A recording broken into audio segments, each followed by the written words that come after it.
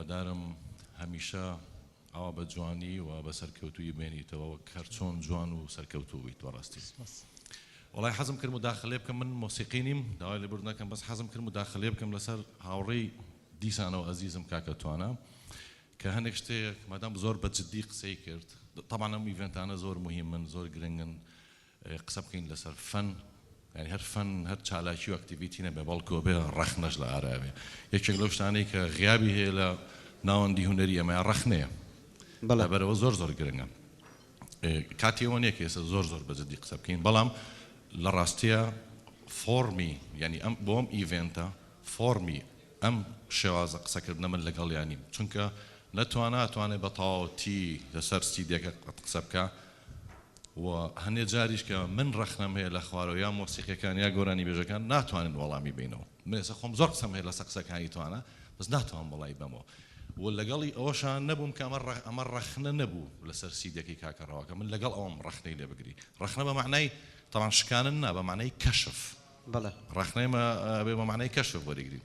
لەبەرەوە بەڕای من ڕەخنە نەبوو، ئەوەی کە ئەحساسی خۆتە بەرامبەر سیدەکە بینی و ئەکرێ فۆرمی ئەم شتانە بگۆڕین. بەڕای من تۆزێک گرنگی لەم ئیڤێنتانەیە بە شۆ بین زیاتر و مارکتینگ بۆ سیدیەکە بکەین و کۆمەلگا ئاگادارکەین سیدیشی وا هەیە بڕۆین گوێی لێ بگرن، زیاتر بیکردن کۆپیڕایتی مەکەنەمانە. ڕەخنە بۆ شوێنێکی جددیتر و گەورەتر وەربگرین، چکە پێویستیم بەوەیە من ئێستا لەگەڵ توانایە دنیای وەڵامی بەمەوە لەسەر زۆر قسەکردن. مەسەلەن من خوێندنەوەم بۆ ڕەواکە خۆشم قسەی لەگەڵا کردو لە بینی ڕۆمانسیەت لە لای قارکابانەوە تاکو ئەم لەحظەیە قسەم هەیە لەسەر ئەو قسە، بەسەر مەسەلەی میلۆدی هێنان و بردن لەسەر ئەم شتانە قسە زۆر هەیە. بەهەرحاڵ حەزم کرد بەزەم ملاحەزەیە بەم ئەو جددیەتەی کە توانە هەیەی منەی ناسم چەنە، بەڵام با نەڕوات بەم شکلانە. ئەم ئیڤێنتانە ئیڤێنتی شۆن زیاتر و ناساندی هونەرمەندەکە کە تۆزێشکی گوێمان لە دەنگە بێ. پیرۆزبایی لە هەردووکتانەکەم سوپاس بۆ ئێوەش، زۆر پیرۆزبایی لێکم ڕاوەجان، هیوای سەرکەوتنێ بۆ خوازم. زۆر سپاس. زۆر سپاس بۆ سەرنجت هونەرمەند شوانەت و بەڵێ کاکتوان. کورتە وەڵام بەمەوە. من وەکو خۆم لەسەر هیچ کورسێک دانانیشم ئەگەر جددی نەبێت. مەسایلی شۆ لە کوردستانە یعنی لە حەد دەرچووە. ئەگەر من لە کەناڵی ڕوودا قسەم نەکردا، لە کەناڵێکی شۆ قسەم کردا، منیش لەگەڵ گۆرانەکانیەوە شانم هەڵە سوڕان و شانم باە.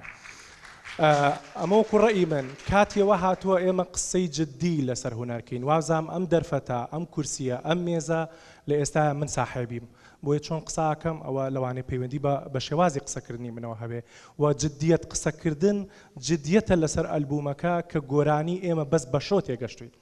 مشکلەی ئەوەیە لە ئیجوکیشنی ئێمە لە پەروەردەی موزیکا وا ئەزانن موزیک تەنها بۆ شەوە دانیشتنە، بەس بۆ کەیف خۆشیە.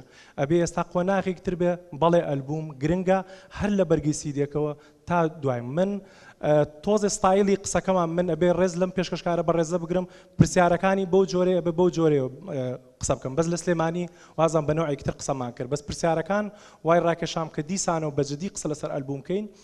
مەسائلی شۆ ئەم شەوازام هی شۆ نەبوو، تەنها سێ تراک گۆرانی ئەڵێ و وەکو ڕەوا هونەرمەندێکی شۆ نییە، خۆی هەر خۆی وەکو شخصێتی خۆی هونەرمەندێکی شۆ نییە، هونەرمەندێکی جددیە.